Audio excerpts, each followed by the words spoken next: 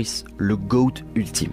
En faisant le montage de cette vidéo, je me suis rendu compte qu'il n'y avait aucun plan qui mettait vraiment Maurice en avant, comme il peut y en avoir pour César. Lorsqu'on le voit dans le cadre, il est toujours accompagné d'autres personnages, ou plutôt, il accompagne d'autres personnages. Parce que c'est ça Maurice, l'homme, ou plutôt le singe de l'ombre, toujours présent aux côtés de nos héros, mais qui ne se met jamais en avant. Et on ressent ce trait de sa personnalité à travers la mise en scène. Maurice, c'est quelqu'un qui sera toujours là pour garder César dans le droit chemin, pour qu'il ne finisse pas comme Koba.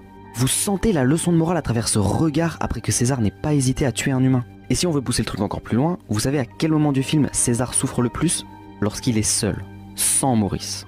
Singe tout seul, faible, mais singe plus fort, ensemble. Maurice, c'est clairement mon personnage préféré. En plus, il a vraiment ce charisme et cette aura de vieux sage dont tout le monde écoute la parole. Une aura renforcée par le fait qu'il ne s'exprime qu'en langue des signes. Voilà pourquoi je ne suis pas vraiment fan du moment où il parle. Selon moi, ça brise le mythe Maurice, même si cela est peut-être au service de sa relation avec